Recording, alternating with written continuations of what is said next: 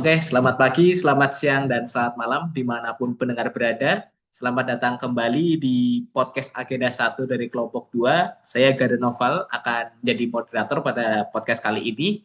Di episode kali ini kita akan membahas sebuah topik yang menurut saya sangat menarik ya kawan-kawan, yaitu what we can do to make PU better and stronger. Sebagai CPNS, kita semua datang dari latar belakang yang berbeda-beda. Ada yang di bagian teknis, ada yang di administrasi, ada yang di lapangan juga. Tapi kita punya satu tujuan yang sama, yaitu membangun Kementerian PU yang lebih baik, lebih kuat, dan lebih siap menghadapi tantangan. Di episode ini, kita akan dengar ide, pandangan, dan pengalaman yang bisa menginspirasi kita untuk mengambil langkah-langkah yang nyata, sekecil apapun itu, yang berdampak besar untuk organisasi kita ini. Di sini sudah hadir teman-teman dari kelompok 2. Mungkin ada, saya perkenalkan ada Mas Gian, Mas Hafiz, Mas Ganinggar, Mbak Gina, Mas Gantar, dan Mas Gerit yang nantinya akan menjadi narasumber kita kali ini dan akan kita ajak diskusi bersama-sama nih. Mungkin untuk topik kali ini apabila dijadikan pertanyaan itu pertanyaannya yaitu apa yang bisa saya lakukan atau kita lakukan biar PU jadi lebih baik dan lebih kuat. Jadi yuk siapkan waktu sebentar dan mari kita mulai perjalanan obrolan ini bersama-sama. Mungkin untuk yang pertama ini eh, dari saya dulu ya, apa sih yang kira-kira bisa saya lakukan agar PU ini jadi lebih baik dan lebih kuat? Mungkin sedikit bercerita latar belakang mungkin jabatan fungsional saya. Saya untuk berada di Balai Teknik Air Minum itu mendapatkan jabatan fungsional perencana. Kalau ditanya apa yang bisa saya lakukan biar PU lebih baik dan lebih kuat, kadang saya suka mikir nih, jadi perencana di Kementerian PU itu kayak jadi arsitek buat mimpi-mimpi besar bangsa. Bedanya yang kita rancang bukan rumah atau gedung tunggal, tapi jalan tol, bendungan, jembatan, sampai jaringan air bersih yang dampaknya bisa dirasain jutaan orang. Terkesan rumit, tapi setelah dipikir ternyata nggak serumit itu kok. Ada dua hal yang kepikiran oleh saya dan ini jadi krusial banget agar PU jadi lebih baik dan kuat. Yang pertama itu merencanakan berbasis data yang benar-benar valid dan tajam.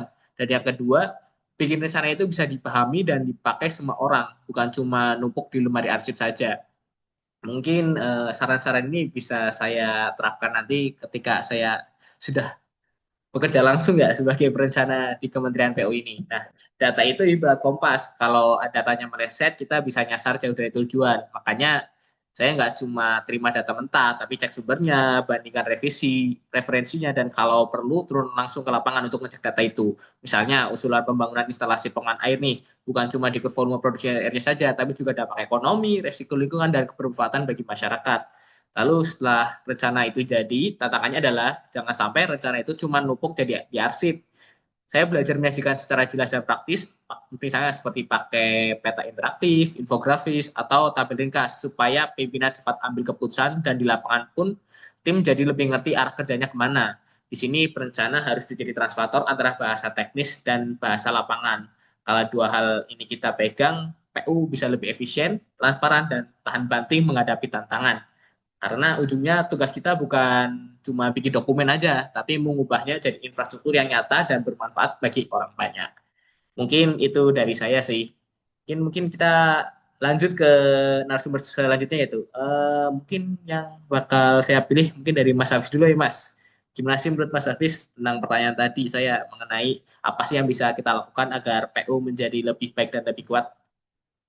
Ya, terima kasih Mas Garda. Pendapat Mas Garda ini bagus juga ya. Jadi eh, untuk menjawab pertanyaan ini nih, kadang saya mengibaratkan Kementerian PU ini ibarat tuh seperti kapal besar gitu ya, yang mengarungi lautan. Nah, kapal ini udah keren, mesinnya tuh kuat, tapi butuh semua kru yang kompak gitu, biar bisa sampai ke tujuan dengan selamat dan tepat waktu. Nah, gimana sih caranya bikin kapal ini jalan lebih mulus? Nah, buat saya tuh jawabannya ada di pegawai atau di orang-orangnya. Nah, sejak jadi CPNS, saya ngerasain banget kalau kuncinya itu di efektivitas kerja. Kadang bukan masalah kita nggak punya sumber daya atau sistem, tapi soal bagaimana kita bisa memanfaatkannya. Contohnya kayak koordinasi antar bagian atau unit, terus komunikasinya lebih cepat dan jelas dan nggak ribet. Pekerjaan itu bisa selesai itu lebih efisien. Nah, kita kan punya banyak proyek strategis nih. Jadi kalau proses internalnya itu lancar, hasilnya di lapangan juga akan lebih maksimal gitu. Nah, terus soal teknologi, karena kan saya juga jabatannya itu perantu komputer ya di sini. Jadi kita sudah punya berbagai macam gitu ya sistem digital, tapi tantangannya itu gimana biar itu benar-benar bisa dipakai secara optimal. Jadi sistem itu bukan cuma untuk laporan, tapi mempercepat proses, mengurangi kesalahan, dan juga membuat data itu bisa lebih akurat dan transparan. Jadi setiap keputusan yang diambil itu berbasis data dan bukan hanya feeling. Nah, terus hal-hal lain yang nggak kalah penting itu budaya kerja ya. Kalau setiap orang punya rasa memiliki dan tanggung jawab terhadap pekerjaannya itu otomatis semangatnya juga berbeda. Rasanya seperti kita menjaga rumah sendiri gitu. Dan menurut saya inilah bentuk aksi bela negara yang kadang kita sebagai pegawai itu nggak sadar.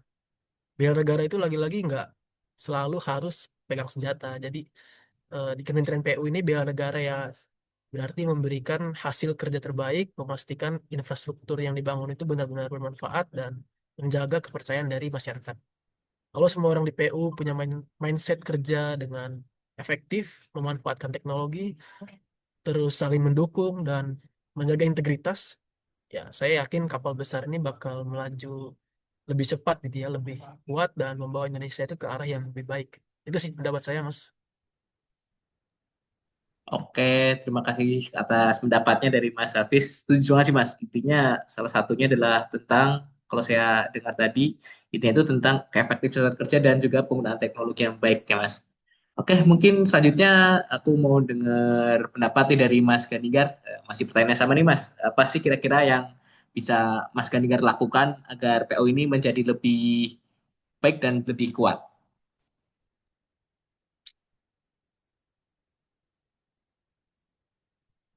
Iya, kalau ditanya apa sih yang bisa bikin PUPR lebih baik dan lebih kuat, jawaban saya sederhana ya. Jadi kita para pegawainya harus berani keluar dari zona nyaman gitu. Mungkin bukan sepenuhnya ya, tapi sebagian dari diri kita aja. Nah, terus sebagian laginya masuk mana dong? Nah, kita sebut aja sebagiannya lagi ini ke zona kontribusi. Jadi memang jadi pegawai negeri sipil itu bagi sebagian orang kan privilege ya. Gaji memang nggak banyak, tapi kan aman, kerja cukup stabil, ada jenjang karir juga yang bisa dibilang cukup jelas lah. Tapi justru karena itu kita tuh sering lupa kalau kenyamanan itu bisa jadi jebakan. Kita jadi terlalu patuh sama rutinitas, terlalu kuat takut buat nyoba hal baru, terlalu puas juga dengan status quo.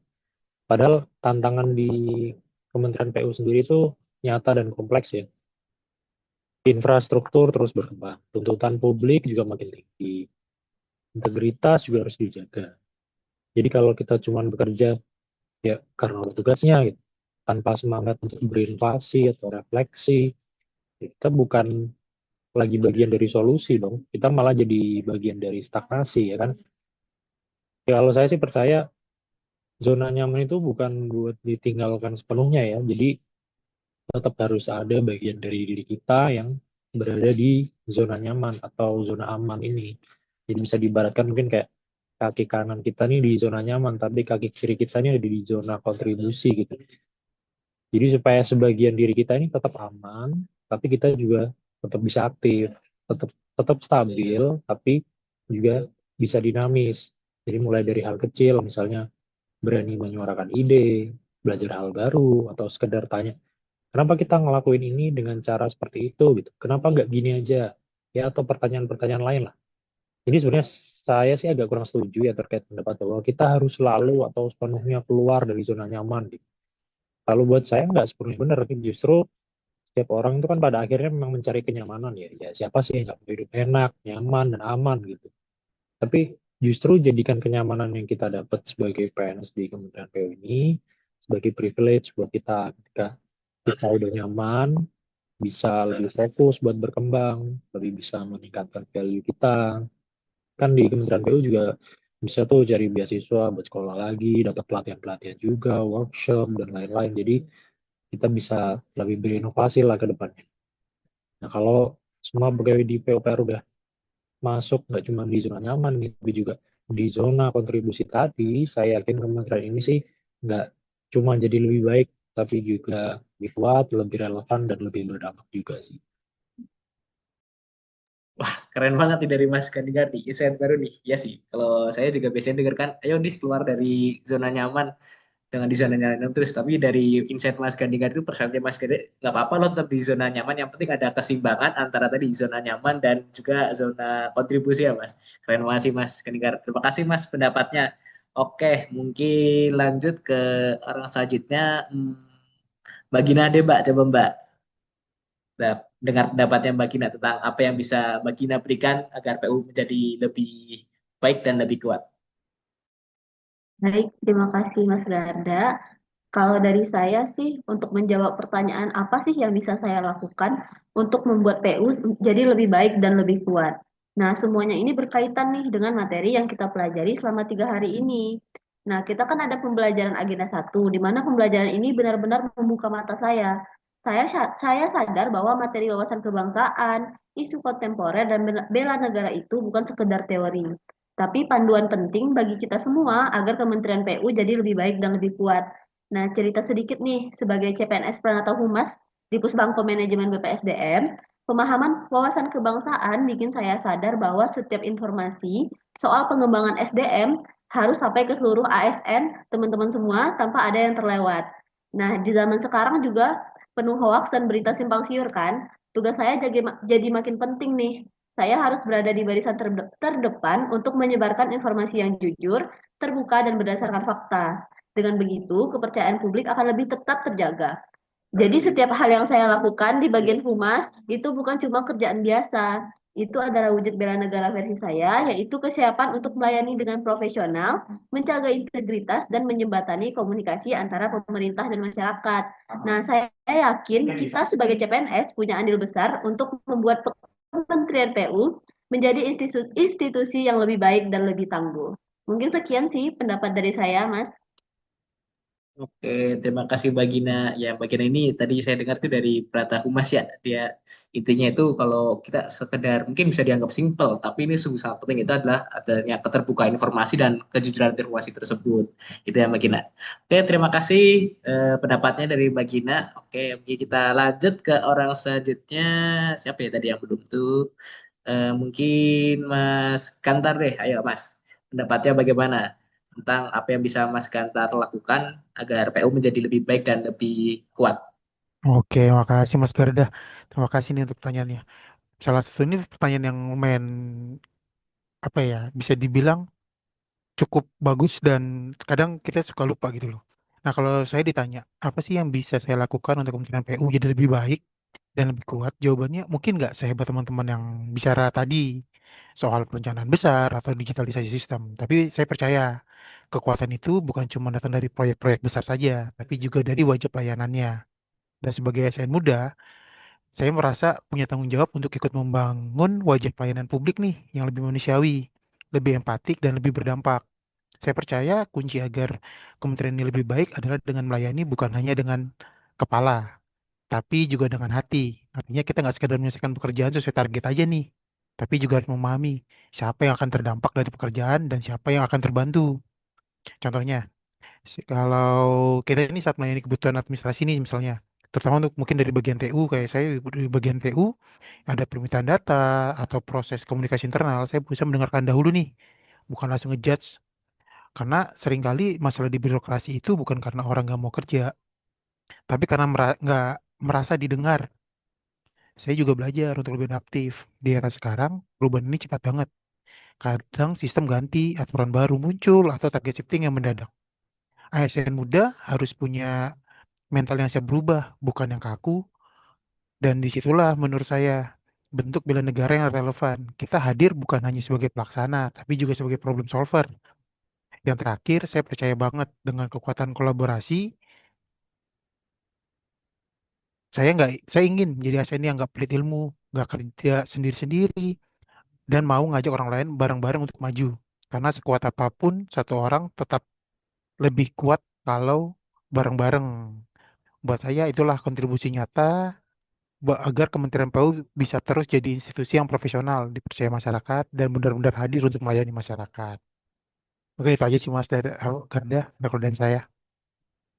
Oke, Mas Gantar, terima kasih atas pendapatnya. Kalau bisa tadi aku simpulkan, intinya kalau dari Mas Gantar ini eh, bekerja itu bukan hanya tentang pikiran saja, tapi juga dari hati juga. Dan juga tentunya harus melayani masyarakat, seperti itu. Oke, mungkin selanjutnya tinggal dua orang lagi nih yang belum, antara Mas Gerit sama Mas Gian. Mungkin aku pengen dengerin dulu dari Mas Gian deh. Mas, ayo Mas, apa pendapat Mas Gian terkait apa yang Mas Gian bisa lakukan untuk membuat PU ini menjadi lebih baik dan lebih kuat? Oke, terima kasih Mas Garda untuk kesempatannya ya.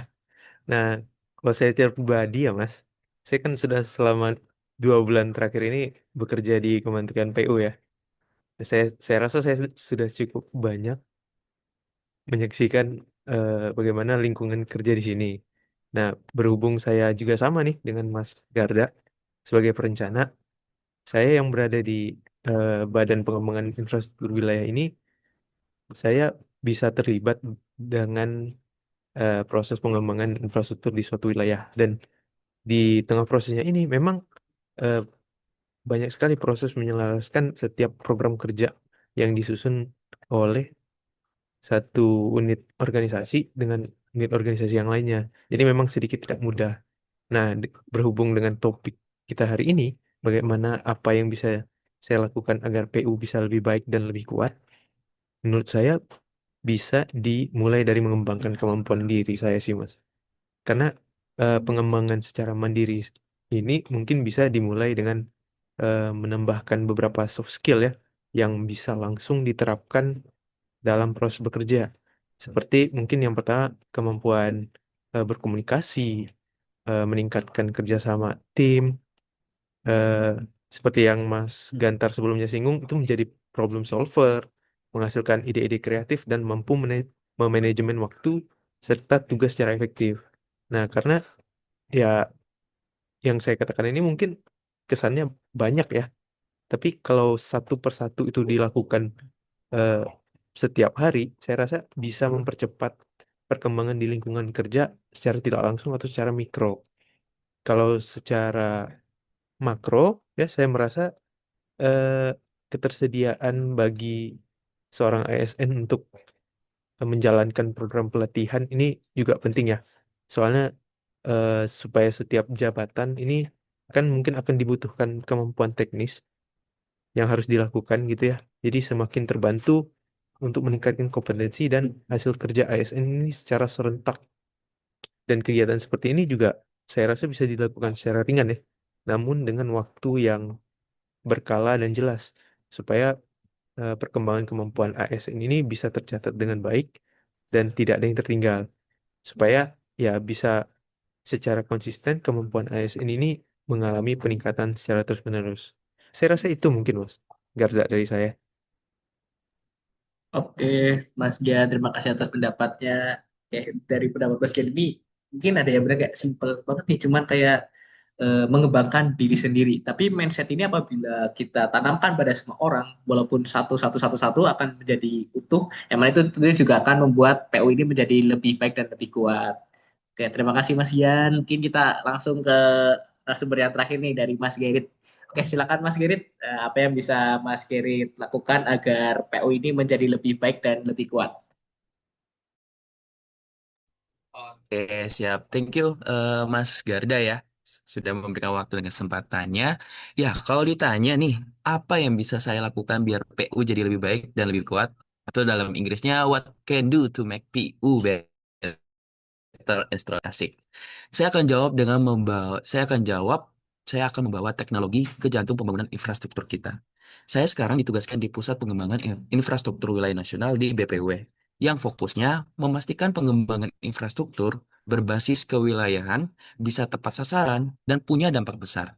Jadi di sini kita nggak cuma bangun jalan, jembatan, atau bendungan saja, tapi menyusun puzzle-puzzle yang besar untuk memadukan setiap proyek ataupun program-program dari setiap UNOR yang ada di PU supaya nyambung, selaras, dan benar-benar menggerakkan wilayahnya. Karena saya peranata komputer ahli pertama, maka buat saya, teknologi itu bukan cuma alat bantu, tetapi akselerator, di mana Infrastruktur fisik yang kokoh harus didukung oleh infrastruktur data yang sama kokohnya. Bayangin aja nih teman-teman, kalau setiap keputusan pembangunan jalan, jaringan air, atau fasilitas publik didorong oleh data yang real time, analisis prediktif, dan sistem otomasi yang memotong birokrasi yang berhari-hari yang menjadi hitungan menit. Kita bukan cuma lebih cepat, tapi jadi lebih tepat. Makanya, di pekerjaan saya selalu mulai dari data yang bersih dan tajam, dipadukan dengan otomasi proses supaya kerja tim lebih fokus ke hal-hal yang lebih strategis, bukan terjebak di pekerjaan yang repetitif. Dari situ, rencana infrastruktur yang kita susun bisa lebih responsif terhadap kebutuhan masyarakat, sekaligus adaptif terhadap perubahan. Tapi teknologi nggak akan jalan sendiri, teman-teman. Harus ada kolaborasi lintas unit yang erat dengan perencanaan, teknis, lapangan, dan semua bicara bahasa yang sama. Kita, ASN muda, punya posisi unik buat jadi jembatan itu. Kita harus menjadi untuk mengerti logika data, tapi juga paham realita di lapangan. Kalau kita bisa memadukan nih kekuatan teknologi dengan visi pembangunan infrastruktur yang tepat sasaran, saya yakin Kementerian PU bukan cuma akan lebih baik dan kuat, tapi juga jadi mesin perubahan yang membuat infrastruktur Indonesia lebih relevan, tahan banting, dan siap menghadapi masa depan. Mungkin dari saya itu aja, Mas Garda. Thank you. Oke, terima kasih Mas Gerit. Bagus banget dari Mas Gerit. Intinya itu tadi kalau saya tangkap itu lebih ke penggunaan teknologi, yang mana dari penggunaan teknologi itu kita bisa mendapatkan data yang lebih cepat dan real time. Sehingga keputusan yang kita ambil itu bukan hanya cepat, tapi juga tetap, maaf, cepat, juga tepat, ya berarti juga pembangunan kita akan lebih efektif dan juga efisien. Oke, mungkin dari ketujuh anggota kelompok dua ini sudah memaparkan semua pendapatnya. Ya, seru banget nih obrolan kita hari ini. Dari pembahasan tadi, kita jadi tahu bahwa membuat PU lebih baik dan lebih kuat bukan cuma tugas pimpinan atau pejabat senior aja, tapi juga tanggung jawab kita semua. Termasuk kita-kita ini yang baru bergabung sebagai CPNS. Langkah-langkah kecil seperti bekerja dengan data yang akurat, berkomunikasi dengan jelas, tadi ada keseimbangan antara zona nyaman dan zona kontribusi, dan juga ada berkolaborasi lintas bidang, ternyata bisa memberi dampak besar kalau dilakukan secara konsisten. Semoga ide dan inspirasi yang kita dengar pada podcast ini bisa jadi bekal buat teman-teman semua untuk berkontribusi dari peran masing-masing. Ingat, perubahan besar selalu dimulai dari langkah kecil yang kita ambil hari ini. Terima kasih sudah mendengarkan podcast kami. Kami kelompok 2 undur diri. Sampai jumpa di podcast berikutnya.